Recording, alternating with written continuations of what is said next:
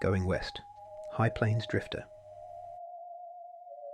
Eastwood, fresh from his Leone collaborations, was already a force to be reckoned with, but with this, his second directorial effort, it was a clear assertion of his artistic independence.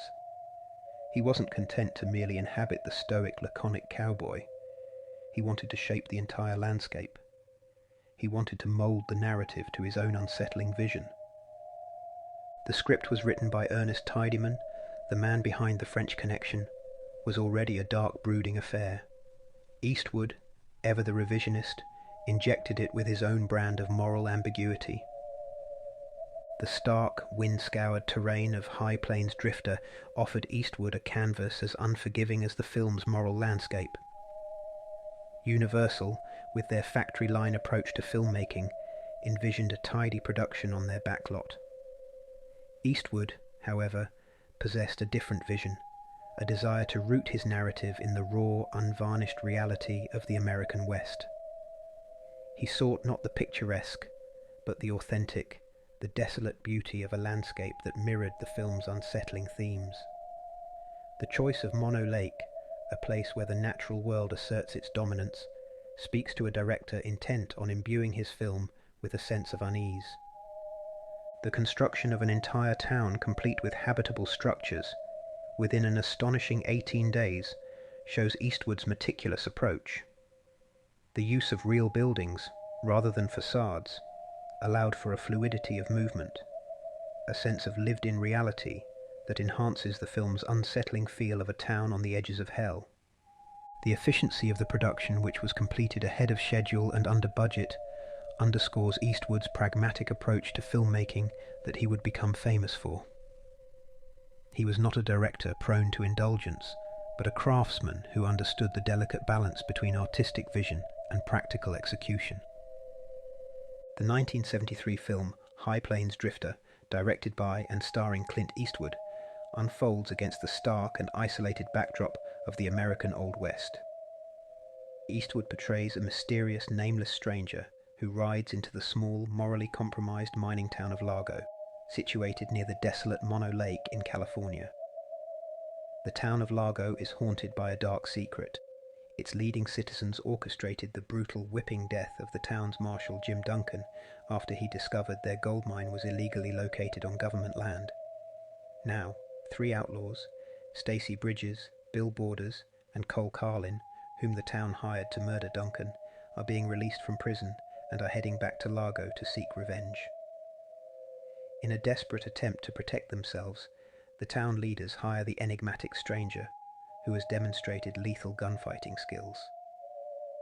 He agrees, but on his own terms, demanding absolute authority and the freedom to do as he pleases. Under his bizarre and often humiliating tutelage, the stranger forces the townsfolk to confront their cowardice and complicity in Duncan's death as he prepares them for the outlaws' return. As the stranger's methods become increasingly unsettling and as fragmented flashbacks hint at a connection between him and the murdered marshal, the true nature of his presence and his intentions remain shrouded in a haunting ambiguity, building towards a fiery and unforgettable confrontation. High Plains Drifter is a work that is hard to categorize. Is it a horror? A revenge tale? It mirrors the very nature of the American West itself, a place where the myth of clear-cut good and evil dissolves into the dust devils of ambiguity. This isn't a film that provides the viewer with the comfortable moral scaffolding of the traditional Western. Instead, it confronts us with a narrative where the lines between justice and vengeance, retribution and savagery, are deliberately blurred. The arrival of the drifter, portrayed by Eastwood with chilling detachment, is a catalyst that exposes the rot festering within the town of Largo. This is not a community of virtuous settlers, but a collection of individuals burdened by a shared guilt. Their complicity in a brutal murder casting a long shadow over their collective conscience. The drifter's actions and his relentless pursuit of a justice that often descends into sheer cruelty force the townspeople to confront the darkness within themselves. He is a mirror, reflecting their hidden sins, their cowardice and their willingness to sacrifice others for their own survival. The vast, empty landscapes, captured with a stark beauty by cinematographer Bruce Surtees, emphasize the isolation of the characters and their vulnerability in the face of the harsh environment. The town of Largo, with its ramshackle buildings and air of decay, feels like a stage for a morality play. The deliberate pacing, the long lingering shots, create a sense of unease, a feeling that something ominous is lurking just beneath the surface. The drifters' treatment of the women in Largo is a particularly unsettling aspect of the film. These are not moments of romantic conquest, but brutal assertions of power. They expose the casual misogyny that permeated the West. The film's view of women, while undeniably a reflection of the harsh realities of the West, flirts with exploitation. The scene of sexual assault in particular feels gratuitous, a moment of shocking violence that serves more to shock than to illuminate. It leaves a sour taste, a sense that Eastwood is indulging in a kind of macho posturing. It uses the female characters as pawns in his larger game of moral reckoning. The townspeople's complicity in these acts, and their willingness to turn a blind eye to the drifters' transgressions, further underscores their moral bankruptcy. The visual shock of Largo transformed towards the end of the movie, with the entire town a garish, pulsating red, is a testament of Surtees' cinematography. It's not merely a theatrical flourish, but a visceral assault on the senses, almost acting as an externalization of the town's collective guilt and the drifters' vengeful fury. The red paint, thick and dripping, coats the buildings like a bloody shroud.